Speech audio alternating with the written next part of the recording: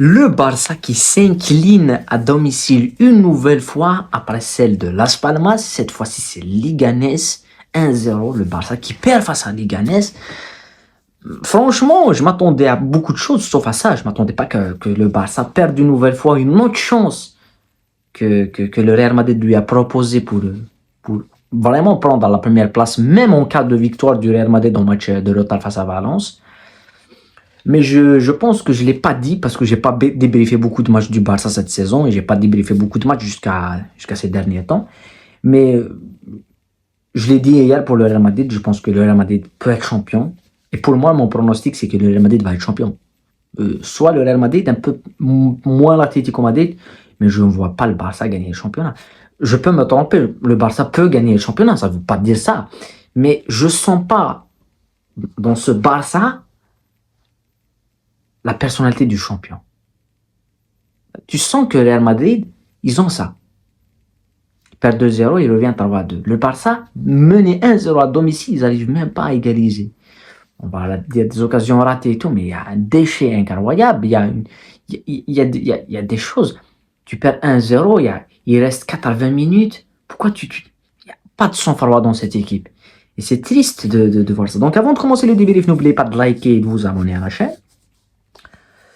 Bon, en long, en large, on a vu une équipe défendre, une équipe attaquer. Leganés qui marque un but donné par le Barça. Et puis le Barça qui a 85 minutes ou même plus pour égaliser. Et qui n'y arrive pas. Parce que moi, je vais rentrer dans le fond du sujet. J'ai débriefé un seul match. C'était le match de Girone, je pense. Girone et Barcelone. Ça m'a plu, j'ai vu du jeu, j'ai vu beaucoup de choses que je n'ai pas vu depuis assez longtemps, mais c'est un trompe-l'œil. Après, on a vu Valad Al-Walid avec le 7-0. Je pense que le Barça a eu cette bonne période où il jouait au foot, il y avait de l'insouciance, mais dès qu'il y a la pression, dès que tu es premier, que tu dois gagner et tout, on sent qu'ils sont pas capables de faire ça. Et on le voit avec des joueurs comme Yamal, qui, là, il y a une pression dans le club. Parce que Yamal, il jouait avec une insouciance exceptionnelle. Mais là, il y a la pression du Barça. Et je suis pas le seul à le dire. La pression et le niveau du foot de club est beaucoup plus fort que le niveau de foot de sélection. Donc je pense que avec l'Espagne, on l'a beaucoup plus vu axial. Même quand le but qu'il marque face à l'équipe de France, c'est un but axial. Là, on le voit beaucoup plus sur le côté. Je pense qu'il faut le rendre un petit peu axial dans le demi-espace et c'est ce que ne fait pas Flick. Après, on va parler de Flick. Mais cette équipe et Yamal, c'est à l'image de Yamal qui peine à faire des choses, qui peine à faire la différence. Et c'est une équipe de jeu direct, en quelque sorte.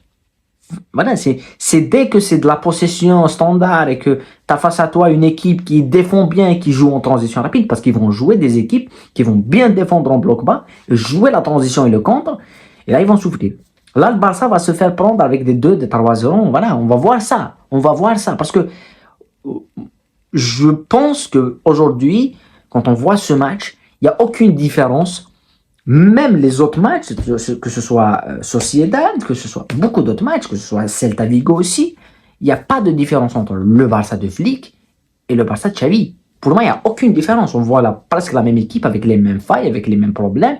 Et je voyais beaucoup plus de personnalité dans le Barça de Xavi que celui de Flick. Je ne suis pas le seul à le dire, parce que je pense que les socios, c'est un groupe de socios en Espagne, des Catalans, qui disent ça.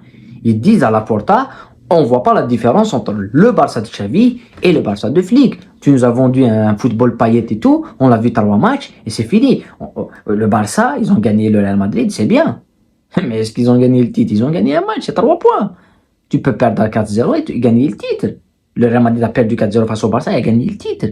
Mais donc, il faut sortir de ça. Il faut essayer de construire quelque chose de cohérence qu'on ne voit pas. Et quand tu joues pas face à une équipe qui... Et là, parce que on dépasse le truc de l'accident. C'est plus un accident. L'année passée, c'était un accident. Pas l'année passée, on va dire Las Palmas, c'était un accident, ça n'arrive pas, c'est pas logique.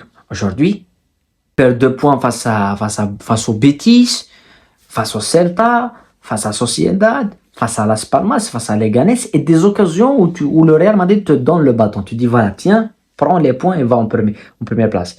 Maintenant, ils sont ex aequo avec l'Atlético, qui revient. Donc, l'Atlético, il ne faut pas le mettre à côté. Et on va débriefer les matchs de l'Atlético parce que ce championnat et tout d'un coup devient assez attrayant.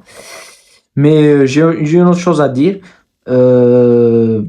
J'ai vu en même temps, j'ai vu Chelsea-Brentford. Chelsea qui redevient deuxième aussi, qui revient à 2 points de Liverpool. Il y a une différence abyssale entre la Première Ligue et la Liga. Mais abyssale. Parce que le Liganais, c'est un championnat d'Espagne. Il y a encore des joueurs qui tombent, qui trichent, qui perdent du temps. En Première Ligue, tu vois pas ça. Tu peux pas voir ça. L'arbitre ne siffle pas. Tu prends un carton directement. Et donc ça, c'est quand même des petites choses qui font la différence. Et derrière, tu as 3 minutes de temps additionnel qui est pas normal. Mais bon, c'est la Liga, c'est le Barça, c'est cette incapacité à être conquérante. Voilà, c'est tout. En tout cas, la prochaine journée est assez intéressante puisque le Real Madrid reçoit Séville, une équipe qui réussit très bien au Real, et le Barça reçoit l'Atlético Madrid dans un clash assez bon. Et on va voir, on va peser le pour et le contre et on va tout voir dès la prochaine journée. En tous les cas, prenez soin de vous, la paix sur vous et à très bientôt.